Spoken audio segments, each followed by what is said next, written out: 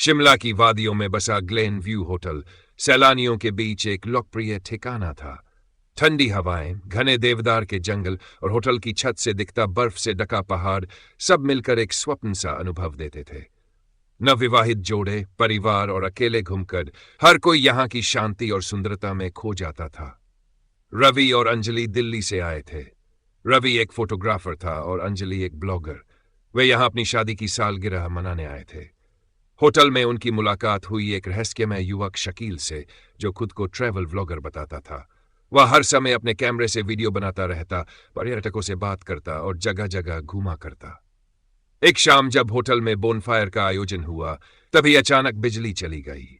थोड़ी देर बाद तेज धमाके की आवाज आई और होटल का पिछला हिस्सा धुएं से भर गया। चीख पुकार मच गई। लोग इधर उधर भागने लगे। किसी को कुछ समझ नहीं आया। रवि ने तुरंत अंजलि को पकड़ा और एक सुरक्षित जगह की ओर भागा। होटल स्टाफ ने बताया कि यह शायद कोई सिलेंडर ब्लास्ट था, लेकिन रवि को कुछ ठीक नहीं लग रहा था। उसने देखा कि धमाके के ठीक पहले शकील वहां से गायब हो गया था। रहस्य की परतें खुलती है। अगली सुबह होटल के पीछे जली हुई गाड़ी मिली, जिसमें कुछ वायर और विस्फोटक सामग्री के अवशेष थे। पुलिस को बुलाया गया। जांच अधिकारी सीबीआई इंस्पेक्टर सना मलिक घटनास्थल पर पहुंची। वह तेज दिमाग और गहरी नजर वाली अफसर थी। सना ने रवि और अंजलि से बात की। रवि ने शकील की हरकतों के बारे में बताया।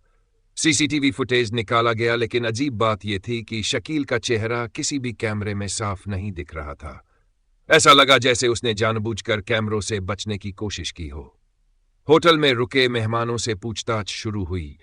धीरे धीरे सामने आया कि शकील न सिर्फ ट्रैवलर नहीं था, बल्कि उसने फर्जी आधार कार्ड से कमरा बुक किया था।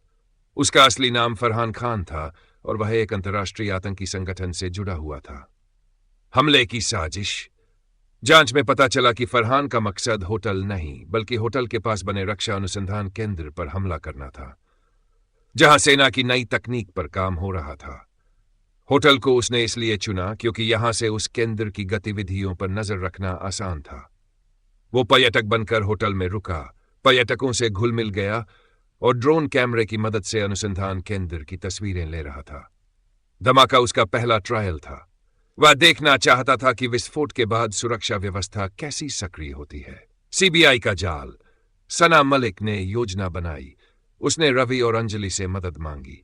रवि को एक नकली इंटरव्यू शो का बहाना बनाकर फरहान से बात करनी थी, ताकि उसका लोकेशन ट्रेस किया जा सके। अंजलि ने ब्लॉग में फरहान के फोटो के आधार पर एक पोस्ट डाली, क्या आपने इस रहस्यमय पर्यटक को देखा है? पोस्ट वायरल हुई और एक टैक्सी ड्राइवर ने बताया कि उसने ऐसे ही किसी व्यक्ति को पास के गांव में छोड़ा था। टीम ने उस इलाके की घेराबंदी की। एक पुराने ढाबे के पीछे बने कमरे में फरहान छिपा था और वहां से एक रिमोट बेस विस्फोटक संचालित करने की योजना बना रहा था। सीबीआई ने सही वक्त पर हमला किया। गोलीबारी हुई, लेकिन अंततः फरहान को गिरफ्तार कर लिया गया। कमरे से भारी मात्रा में विस्फोट का नक्शे और विदेशी पासपोर्ट मिले। अंतिम मोड़। फरहान से पूछताछ में पता चला कि उसका उद्देश्य केवल एक हमला नहीं था।